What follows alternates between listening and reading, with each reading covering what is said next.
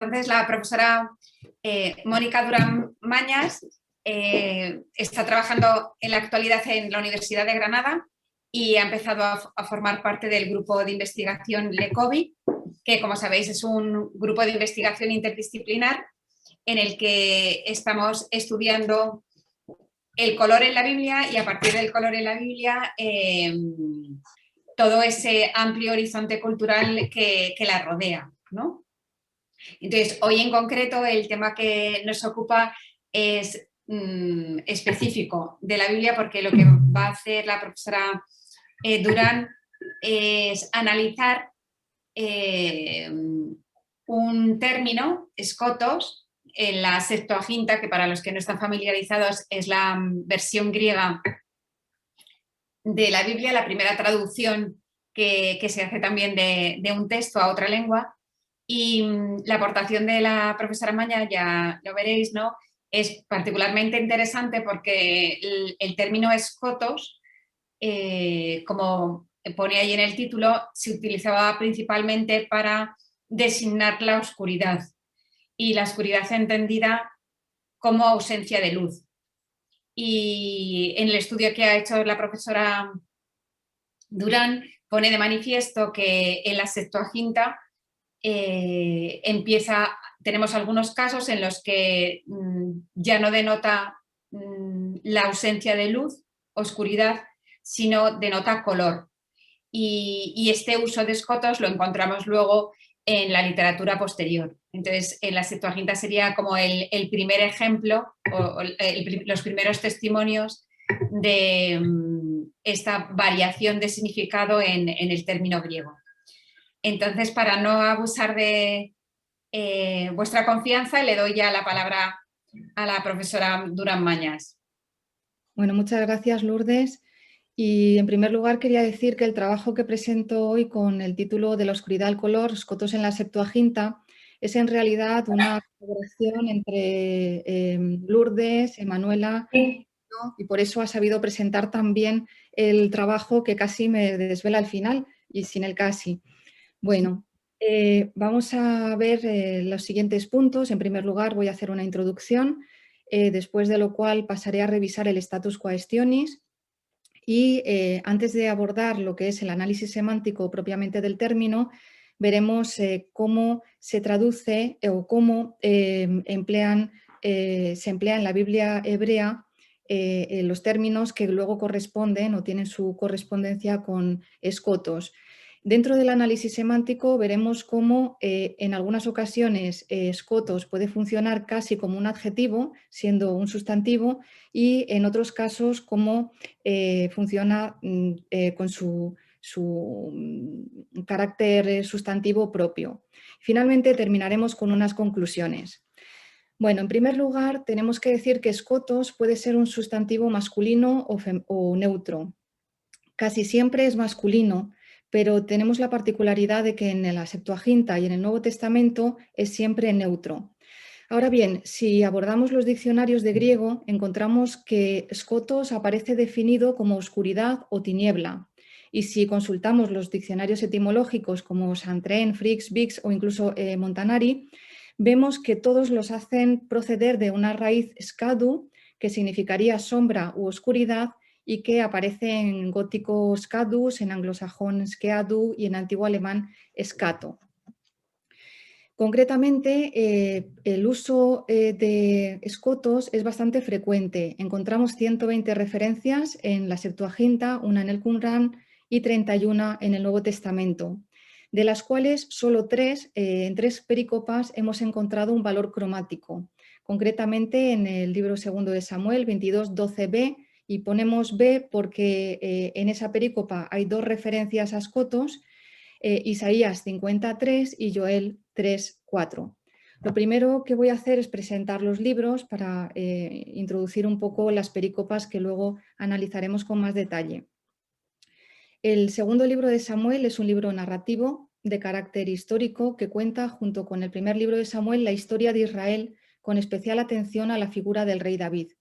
Ambos relatos, además de abordar los principales acontecimientos históricos, constituyen una justificación teológica de la ley de Dios para Israel, bajo la guía de los profetas Saúl y David. Ahora bien, dentro del segundo libro de Samuel aparecen dos poemas que exaltan la legitimidad de la realeza de David por voluntad de Dios, y estos dos poemas pueden considerarse verdaderos salmos de acción de gracias. En cualquier caso, la perícopa que vamos a estudiar se encuentra en el contexto de una teofanía que abarca desde 2 Samuel 22:8 hasta el 18, donde esta teofanía aparece revestida de metáforas asociadas a fenómenos naturales que precisamente poseen cualidades cromáticas en la literatura griega, como veremos a continuación. Por otra parte, el libro de Isaías puede dividirse en tres partes. De Isaías 1:39, que presenta los oráculos de la predicación de Isaías. Isaías 40:55, donde aparece la perícopa que vamos a estudiar y donde se anuncia la liberación de Jerusalén. Y la tercera parte iría desde el capítulo 56 al 66 y presentaría, digamos, los problemas que afectan a la comunidad. Este libro abre la colección de los profetas mayores y, como veremos, tiene bastante sustancia sobre el asunto que vamos a tratar. ¿Por qué? Porque Isaías 53 es un capítulo de difícil interpretación, en la medida en la que se halla enmarcado por dos capítulos de índole muy diversa. El capítulo 49 habla de la promesa de liberación y, sin embargo, en el 51 encontramos que Dios consuela a su pueblo y le invita a confiar. Este panorama contrasta con el capítulo 50, donde se presenta un Dios todopoderoso capaz de castigar a Israel, de secar el mar, de secar los ríos y sus peces, de cubrir el cielo con la negrura, y ya adelanto el término, con la oscuridad, la negrura de la tormenta.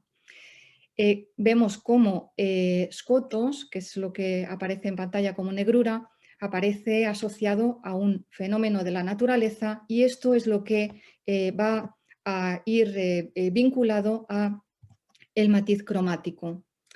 Por su parte, el libro de Joel también podemos dividirlo en tres partes. Hay autores que prefieren dividirlo en dos, pero estas tres partes me parecen claras por cuanto la primera, Joel 1:1 a 2:11, de carácter histórico, presenta los lamentos del pueblo judío ante prodigios desastrosos como la plaga de langostas. La segunda parte, desde Joel 2:12 al 27, en esta parte Yahvé se compadece y anuncia nuevos acontecimientos que abren un camino de esperanza.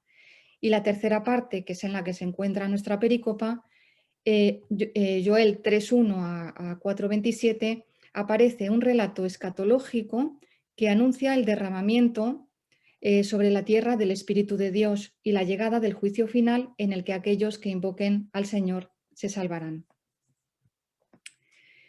La aparición de la divinidad, en todos los casos, se ve ligada a fenómenos asociados al curso de los astros, caracterizados por la intensidad cromática de sus transiciones. Estos cambios se describen también en la literatura griega, según veremos más adelante, con metáforas cromáticas que dan cuenta de su espectacularidad.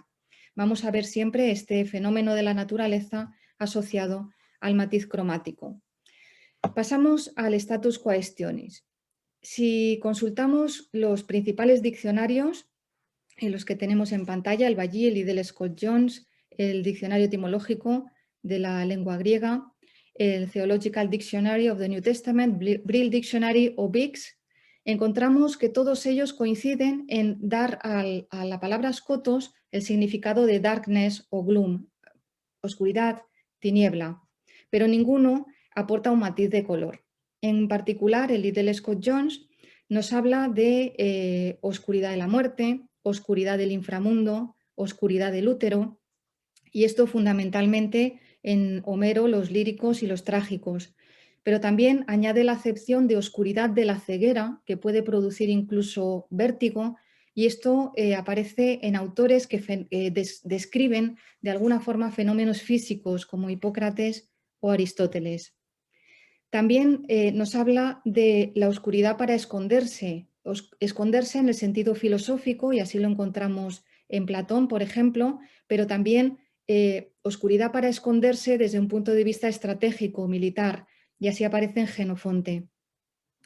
Otra acepción del Liddell Scott es la oscuridad de la persona relacionada con el misterio, y en este sentido es equivalente a Joskoteinos. Joskoteinos es el oscuro, pero el oscuro puede ser oscuro porque es misterioso o porque está revestido de ignorancia o de engaño. Cuando Skotos aparece en plural, equivale a sombras. Esto es lo que nos dice el Liddell Scott, pero el Vallí añade, además de las acepciones 1, 2, 4, 5 y 6 que acabamos de ver, añade los significados de vida oscura, de infortunio, de incertidumbre, de error o decepción y de astucia. Como vemos, ninguno de ellos denota color. Ahora bien, ¿qué sucede si nos acercamos a los diccionarios especializados en la Septuaginta y en el Nuevo Testamento? Vemos que aportan unos matices ligeramente distintos. Por ejemplo, nos hablan de oscuridad de las aguas, de la ausencia de luz del sol normalmente, de fuerza adversaria o hostil, de oscuridad moral, que esto es una característica interesante, de confusión, de cautiverio y de destrucción. Estos son los diccionarios que hemos consultado en el recuadro, pero nuevamente vemos como ninguno verdaderamente describe color. Parece como que el color no forma parte del sentido semántico de este término. Antes de pasar al análisis semántico, vamos a ver las versiones anteriores de la Biblia y vamos a tratar de localizar los pasajes, las perícopas en las que en la Septuaginta aparece la palabra skotos para ver qué palabra hebrea tenemos ahí. Para empezar, 2 Samuel 22, 12 tiene dos escotos, dos referencias a escotos. Entonces, por eso aparece en la pantalla 12a y luego veremos 12b. La primera vez que aparece escotos en esta perícopa y también escotos en Joel 3.4, aparece en el texto masorético con la palabra Josek, que significa oscuridad. Esta palabra aparece 78 veces en el texto masorético, son bastantes ocurrencias. Además de oscuridad, puede significar ausencia de luz, angustia, ignorancia o pecado. Pero curiosamente, un comentario, el de Keil y Delitzsch, dice, a propósito de 2 Samuel 22, 12a, que Dios se oculta en nubes negras. Y este negras ya nos está dando una pista de que estos autores están entendiendo que hay color ahí debajo de esa oscuridad de escotos. Si volvemos a la perícopa de 2 Samuel 22, 12, pero en la segunda mención, el B, encontramos que el hebreo tiene la palabra hasrat. Aparece solo una vez y hasrat es una palabra de significado discutido, es decir, puede ser tamiz, pero también masa de agua, también densidad o criba. Si nos fijamos en las traducciones de esta perícopa, vemos cómo los distintos autores lo traducen como gathering of waters, damadó, in thick range of waters, aguas oscuras y aquae oscure. Estas dos últimas, aguas oscuras y aquae oscure, nos empieza a acercar un poquito al color, pero un poquitín nada más. La tercera perícopa, Isaías 53, encontramos que en hebreo aparece el término kadrut.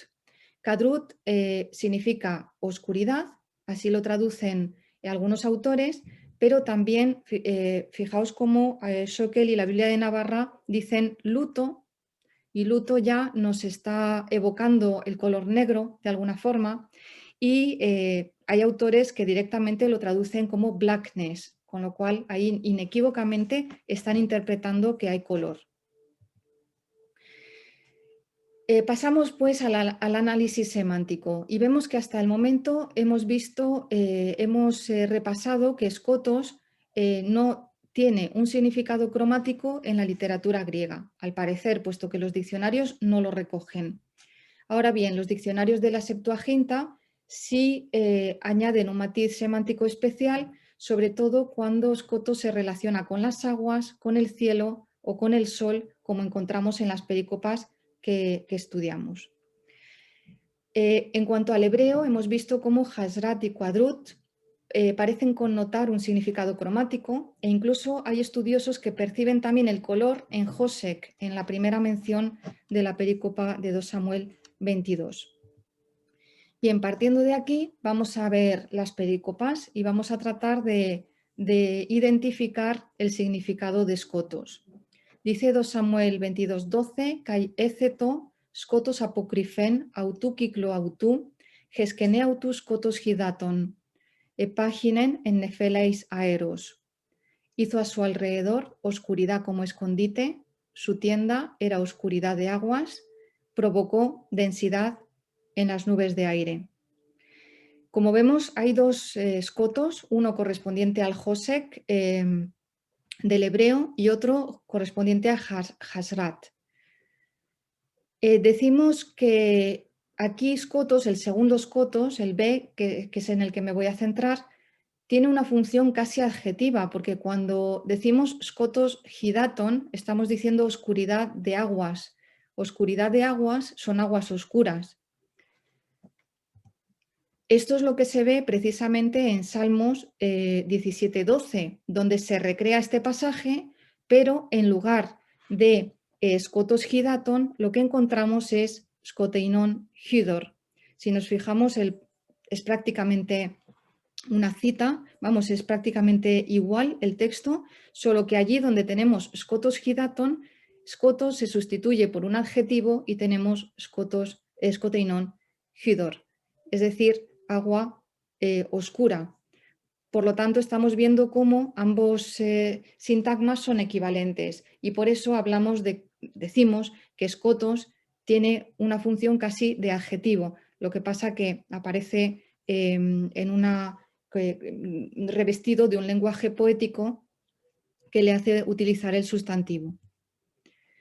Además, vemos en la literatura griega cómo a menudo los líquidos están coloreados, los líquidos están llenos de color.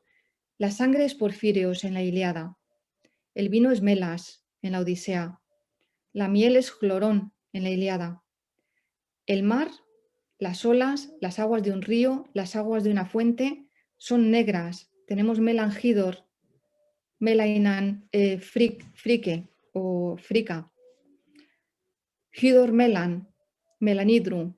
Estamos viendo cómo las aguas se tiñen de color, los líquidos en general. Además, que el ainos, por ejemplo, que significa negro u oscuro, en el pasaje de la Ilíada que tenemos ahí, Amidis de Tekyma kelainon korcietai, significa negro oscuro y se refiere efectivamente al color del mar revuelto, pero la imagen va un poquito más allá y se refiere también al terror del marinero que lo ve. Entonces son los adjetivos de color tienen un significado que va mucho más allá. El adjetivo herois, turbio, no designa específicamente color, pero adquiere esta connotación cuando es aplicado al agua. Por ejemplo, en la Ilíada tenemos oi hoito proferusa cat hero enta keleuza. Otro adjetivo emparentado es heroides, también significa turbio o oscuro y se refiere a la bruma que surge sobre el oleaje, pero también al color oscuro de las aguas. Tenemos aquí Kymat en heroidei ponto. Este pasaje es de la Teogonía. Pero esto no es todo. También se nos habla en los oráculos sibilinos de las aguas negras del Nilo, Melangidor, de las aguas negras del río Meandro junto a Caria, Melangidor de nuevo, el agua negra de la tormenta, Melangidor, y aunque ya no es negro, tenemos el mar rojo en la Septuaginta Zalasa Erizra. Por lo tanto, estamos viendo cómo los líquidos tienen color. Podemos concluir de esta parte, de esta perícopa, que los líquidos son descritos con adjetivos de color, que podemos definir Scotos como el color que adquieren las aguas cuando se acumulan en el aire para dar lugar a una lluvia torrencial. Podemos entender qué significa oscuro o negro y que en cualquier caso Scotos hidaton es una metonimia del tipo la materia por el objeto para referirse a esos nubarrones cargados de agua y evitar la repetición del término nube que aparece en el verso siguiente. Pasamos a ver ahora un pasaje del Lexicon Alchemicum que quizás nos aclare, nos arroje un poquito de luz sobre lo que estamos diciendo. Dice el pasaje, la cita: Nefos estis kotos hidaton kai aizale, ge aizalumene higrotes, kai simplecomene zole. La nube es skotos hidaton, oscuridad de aguas, precisamente lo que tenemos en la perícopa. Y ahora explica hollín, aizale, ge aizalumene higrotes, agua tiznada, y simplecomene zolé, tinta de calamar enrevesada. Es decir, estamos viendo cómo describe la nube con una serie de términos que expresan color, ese color negro, y la tinta de calamar quizás sea el término más claro de toda esa enumeración. Pasamos entonces a ver la siguiente perícopa, a ver si seguimos viendo color. Dice Joel 3:4. Jogelios metastrafesetai eis kotos, kai geselene eis jaima, prin el zein gemeran kiriu ten megalen kai epifane. El sol se tornará en oscuridad. Yo ya he puesto en negrura, pero vamos a pensar que es oscuridad. Y la luna en sangre, antes que llegue el día del Señor, grande y glorioso. ¿Qué es lo que estamos viendo aquí? Estamos viendo un cambio anormal del día en noche. Estamos viendo cómo el lenguaje poético, lleno de metáforas, está tratando de describir acontecimientos sobrenaturales. El sol se torna en oscuridad, o sea, el día se hace noche y Geselene e Isjaima. Y la luna en sangre. La luna en sangre, esto nos recuerda quizás al amanecer, ¿no? La noche en día. En Joel 3:4 es una perícopa que aparece tras narrar el azote de las desgracias sobre Israel. Y en este pasaje, en esta perícopa, se presenta una teofanía asociada a los fenómenos de la naturaleza. Pero estos fenómenos de la naturaleza aparecen completamente transgredidos, porque aparece un mundo al revés. ¿Qué quiere expresar este mundo al revés? Pues la llegada del juicio final, porque es algo que produce tal agitación que lo trastoca todo.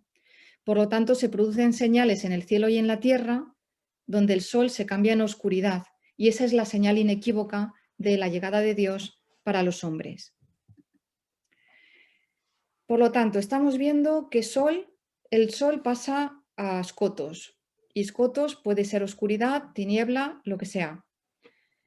Pero lo que sí se ve claramente es que hay un paralelismo entre Jogelios y Geselene, un paralelismo que viene reforzado con la preposición eis, porque si vemos la perícopa, dice Jogelios metastrafesetai eis kotos, kai Geselene, se sobreentiende metastrafesetai otra vez, eis jaima. Por lo tanto, es un paralelismo perfecto.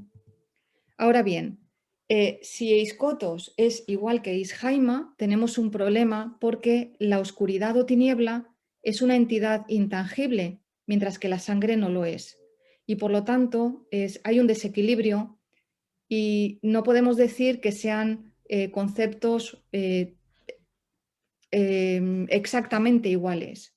Pero si entendemos que escotos significa negro y jaima significa rojo, porque es una metáfora por los colores, entonces tenemos ahí el paralelismo perfecto, donde el negro es plenamente equivalente al rojo porque ambos términos son color.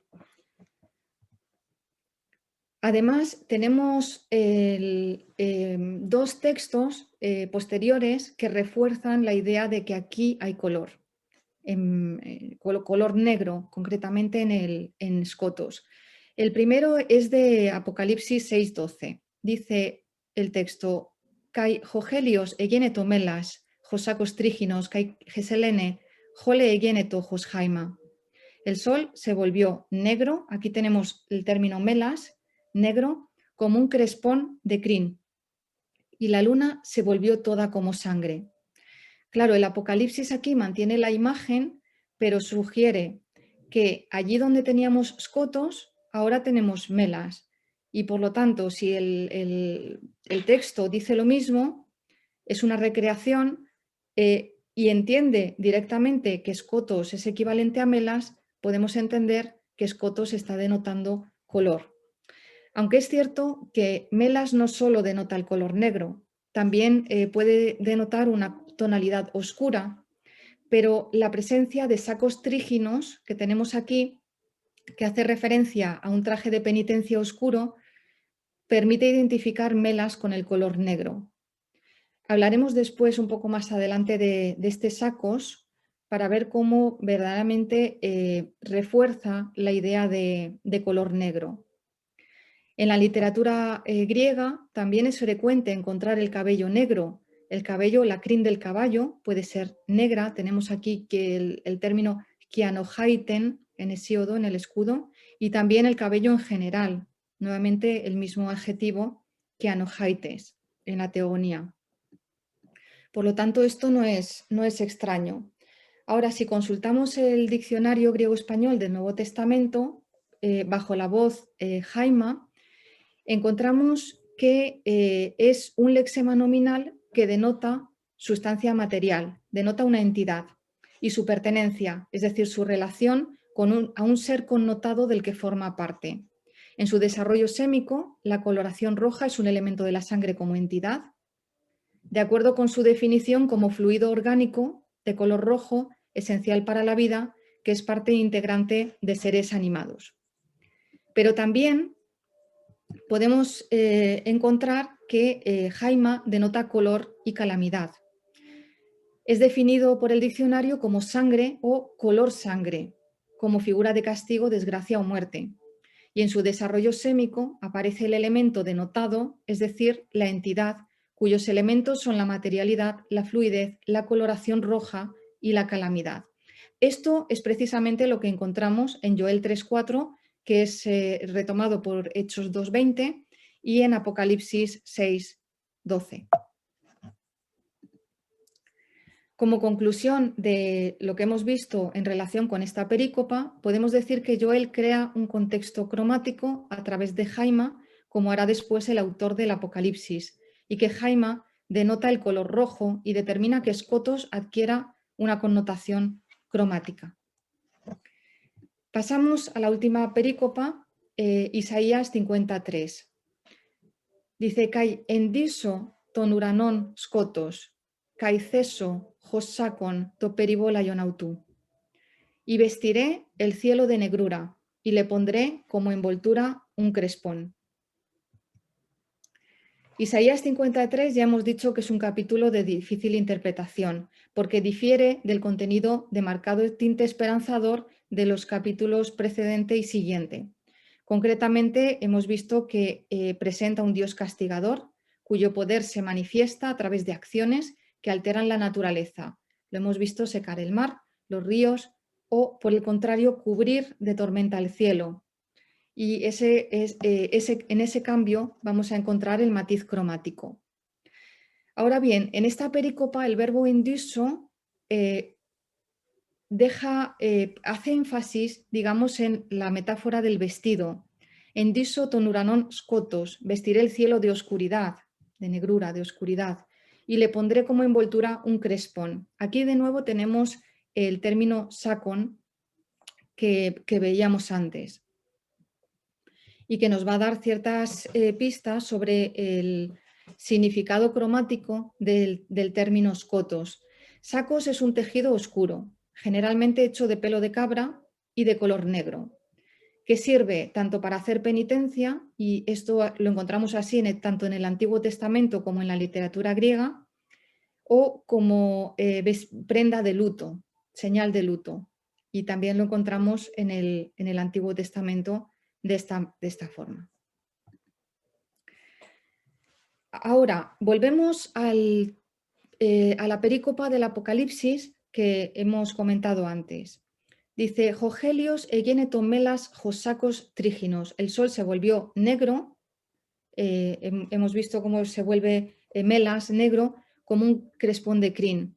En este caso, josacos tríginos es melas, es claramente negro, porque lo está comparando negro como un saco, como un crespón de crin.